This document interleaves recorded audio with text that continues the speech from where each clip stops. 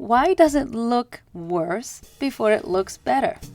Welcome to GA Atelier, a place where intentional design meets mindful living. I'm Gigi Asker, and I'm here with you on this journey to explore how intentional design can shape the way we live and feel, and how to transform our living spaces into sanctuaries that reflect our unique story, personality, style, and lifestyle, and elevate our everyday experiences. Step into my atelier and let's intentionally design together. So last week we talked about the discomfort of change and maybe that resistance that comes up when you start thinking about changing something or right after it and what to do about it. But then once we decide to go ahead with the change and maybe start that project at home, maybe a redesign, there's usually something else also that comes after. So I've mentioned before that I have been decluttering and redesigning a few spaces in my home. And there's also a project that I'm working on. And honestly, right now, it all feels like it's a little messy. There's that moment in every design project, big or small, it doesn't really matter, that no one really talks about. And after you get excited with the vision, with the mood board, with all the stuff that you want to have in that space, and at the end of the project, when everything is beautiful and set up, there's that phase where the excitement of starting has passed and the final beautiful design hasn't arrived yet. It's that in between. So whether you're rearranging furniture yourself or starting maybe a bigger renovation with a professional, or even just beginning to declutter, there's often a stretch of time where your home feels a little more chaotic than calm. Things are just not looking good. Things are out of place and it's a transition. And the vision you have in your mind doesn't really match at all what you're seeing in front of you.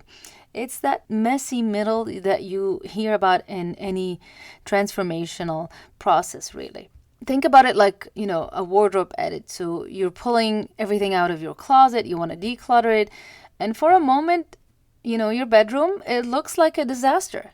Yes, of course, you can do it very incrementally and just take one outfit at a time and not disrupt anything. But if you want to kind of overhaul and really push that change and in a way speed it up because you're doing everything at the same time on a bigger scale, you will have that messy middle.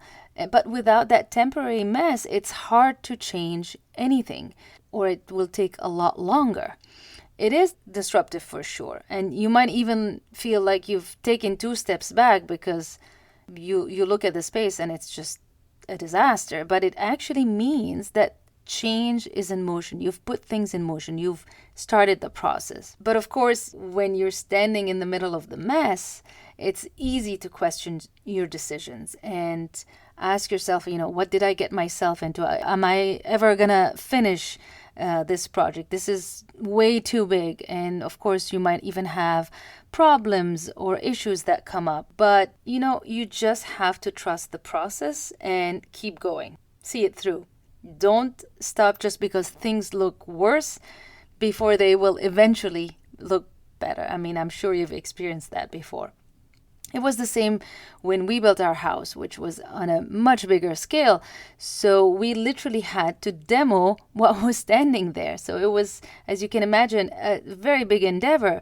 And of course, you get excited in the beginning, but the middle, which is also very long when you're building a house, is not always easy. There are some obstacles to navigate, problems to solve, changes to make, pivots, and it's hard when you feel like there's a very slow progress and sometimes no progress for a while. Or even, like I said, you feel like you're moving back. Like, what did we get ourselves into? But you stick with it and you go through that messy middle. So hopefully this episode helped you to see that this is part of the process and it's completely normal and to expect it, not necessarily in, dreading it and saying like, oh, of course things will go wrong and there'll be problems and it's going to be chaotic, because that can also make you not want to start, but just see it as part of the transition. It doesn't mean things are falling apart. It doesn't mean you made the wrong decision to start and to continue. It's just part of the process. I hope this episode inspired you to embrace that messy middle and just know that what looks messy now might be the very beginning of something beautiful. Thank you for joining my atelier. If you love this episode, please make sure you follow the podcast. It helps other people discover it too, and it will rank higher in the search results. I'll see you in the next episode.